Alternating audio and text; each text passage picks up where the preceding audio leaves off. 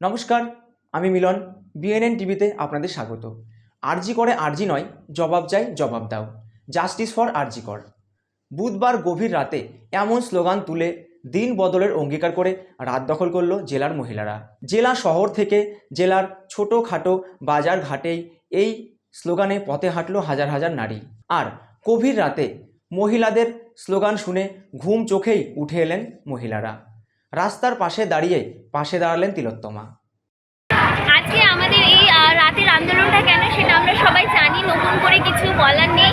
এর আগেও আমাদের হসপিটাল থেকে প্রতিবাদ হয়েছে।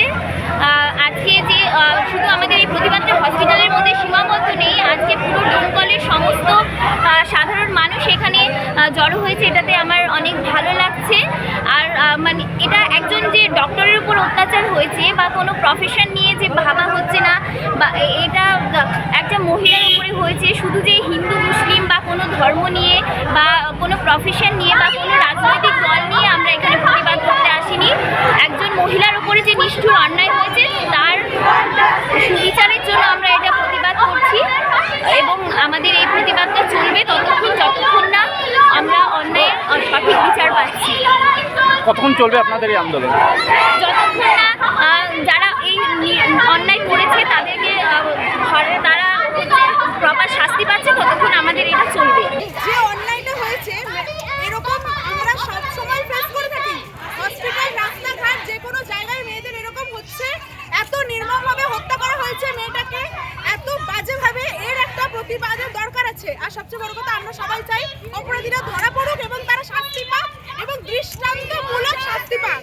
তারা যেন এই দৃষ্টান্তমূলক শাস্তি পাওয়ার পর যেন মানুষের মনে ভয় জন্মায় যে মেয়েরা কোনো পণ্য নয় বা বস্তু নয়, যে তাদেরকে যেমন খুশিভাবে ব্যবহার করা যাবে।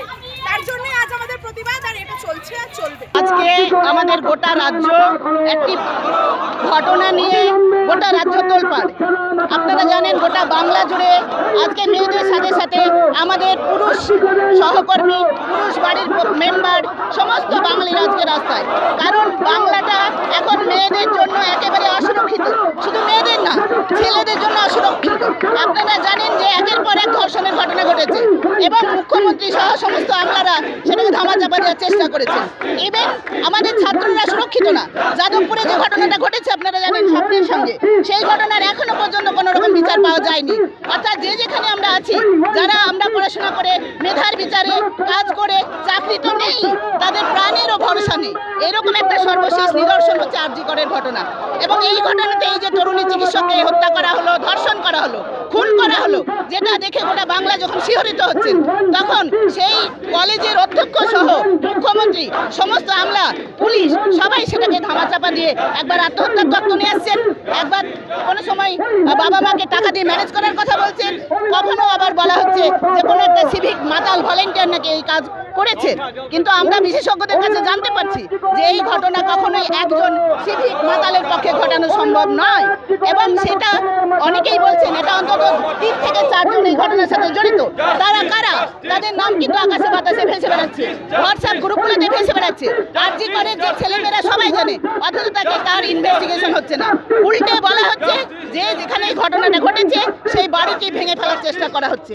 এই সমস্ত দিক থেকে বিচার করে বিশ্লেষণ করে আমরা মেয়েরা বিশেষ করে এই রাজ্যে কখনোই সুরক্ষিত নয়। এই ঘটনা বারবার মুখ্যমন্ত্রী প্রমাণ করেছেন, এবং আজকে দিনে দাঁড়িয়েও তিনি প্রমাণ করছেন। ফলে আমাদের সুরক্ষা পাওয়ার যে অধিকার রয়েছে, কাজের জায়গায় যে সুরক্ষা পাওয়ার অধিকার রয়েছে, সেই দাবিতে আজকে মেয়েরা কিন্তু গৃহবধূ থেকে শুরু করে কর্মচারী সবাই আজকে আমরা রাস্তায় আছি। এবং এটা সুখের বিষয়, শুধু এই লড়াইটা মেয়েদের লড়াই নয়। আজকে আপনারা সকলেই আজকে কিন্তু রাজপথে নেমে এসছেন, সারা রাত যাচ্ছেন। রাস্তার দখল দুষ্কৃতীরা নেবে না, রাস্তার দখল নেবে আমাদের নাগরিক সুশীল সমাজ, এবং মেয়েরা ছেলেরা কাঁধে কাঁধ মিলিয়ে আমরা সুস্থভাবে বাংলায় বাঁচতে চাই।